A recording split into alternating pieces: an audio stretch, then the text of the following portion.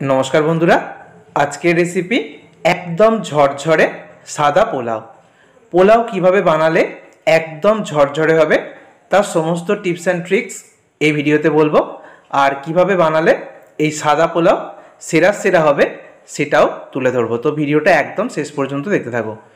পোলাও বানানোর জন্য এখানে আমি নিয়েছি 1 কাপ মেজারিং কাপের বাসমতি চাল। তোমরা গোবিন্দভোগ চাল দিয়েও করতে পারবে। চালটাকে খুব ভালো করে জল পাল্টে দুবার ধুয়ে নেব। তারপর চালটাকে আমি জল দিয়ে ভিজিয়ে রেখে দেবো 30 মিনিট। 30 মিনিট পর ফিরে আসছি। 30 মিনিট পর আমি ফিরে এলাম আর দেখো চালটা কিন্তু খুব ভালোভাবে ভিজে গেছে। এবার চালের মধ্যে যেটুকু এক্সট্রা জল আছে সেটাকে ঝরিয়ে নিতে হবে। তো একটা ছাঁকনির মধ্যে আমি চালটাকে এইভাবে 10 মিনিটের জন্য রেখে দেব। তো 10 মিনিট পর আমি রান্নাটা শুরু করব। 10 মিনিট পর আমি কড়াইতে দিয়ে দিচ্ছি সাদা তেল 1.5 চামচ আর 1.5 চামচ দিয়ে দিচ্ছি ঘি। ঘি যেহেতু পোলাও তাই অবশ্যই দিতে হবে, খেতে ভালো লাগবে। ঘিটা গলে গেলে প্রথমেই আমি দিয়ে দিচ্ছি 6টা এলাচ, এলাচের মুখটা ফাটিয়ে দিয়েছি। তারপর দিয়ে দিচ্ছি 6টা লবঙ্গ আর 2 টুকরো দারচিনি এখানে দিয়ে দিলাম। এবারে দেখো নিয়েছি আমি জয়িত্রী ফুল, একটা জয়িত্রী ফুলের অর্ধেকটা আমি দিয়ে দিলাম ভেঙে। 2টো ছোটো তেজপাতা দিয়ে দিলাম। এবার সমস্ত গোটা মশলাগুলোকে একটু নেড়ে চেড়ে নেব। তারপরে দিয়ে দিচ্ছি 1 মুঠো কিশমিশ আর দিয়ে দিচ্ছি 1 মুঠো কাজু। কিশমিশ আর কাজুটাকে মিনিট খানেক সময় ধরে ভালো করে ভেজে নেব।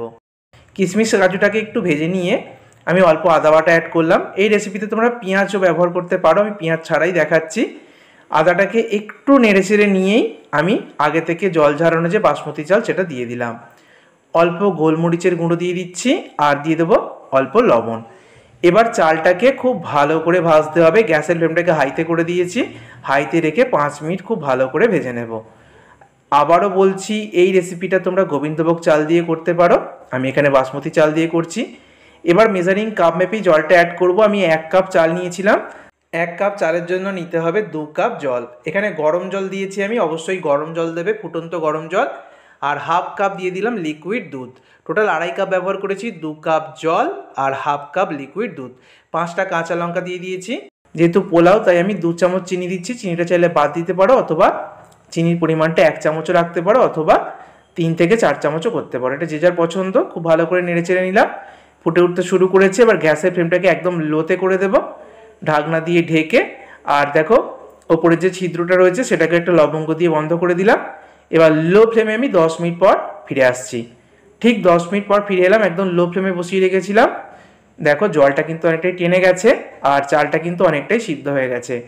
দেখতেই পাচ্ছ একদম ঝরঝরে রয়েছে। একটু জাস্ট হালকা হাতে নেড়ে চেড়ে দিচ্ছি, খুব বেশি নাড়াচাড়া করতে যাবে না, তাহলে কিন্তু পোলাওয়ের যে চালগুলো এগুলো ভেঙে যাবে। তো খুব ভালো করে জাস্ট হালকা হাতে নেড়ে চেড়ে দিয়ে আবারও আমি ঢাকা দিয়ে আরও 8 মিনিট একদম লো ফ্লেমে এটাকে রান্না হতে দেবো। আরও 8 মিনিট পর ফিরে এলাম। আরও 8 মিনিট পর আমি দেখিয়ে দিচ্ছি, দেখো চালগুলো নিয়ে দেখো ভালোভাবে সিদ্ধ হয়ে গেছে। একদম গোটা গোটা থাকবে এরকম আর সিদ্ধ হয়ে যাবে। এর থেকে বেশিক্ষণ সিদ্ধ করার দরকার নেই। আর খুব বেশিক্ষণ সিদ্ধ হয়ে গেলে নাড়াচাড়াও করবে না, তাহলে কিন্তু চালগুলো ভেঙে যেতে পারে। দেখতেই পাচ্ছ একদম ঝরঝরে রয়েছে। এবার আমি এই পোলাও সার্ভ করে তোমাদেরকে দেখাচ্ছি। তৈরি হয়ে গেল একদম ঝরঝরে সাদা পোলাও বা প্লেন পোলাও।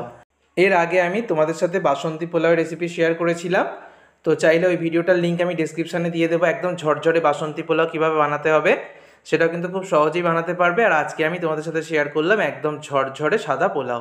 শেষে আমি উপর থেকে একটু বেরেস্তা বা পেঁয়াজ ভাজা ছড়িয়ে দিচ্ছি, যারা পেঁয়াজ খাও না তারা বাদ দিয়ে দেবে। তো বন্ধুরা একবার হলেও বাড়িতে অবশ্যই ট্রাই করো। ভিডিওটাকে বন্ধুদের মধ্যে অনেক অনেক শেয়ার করো। ধন্যবাদ।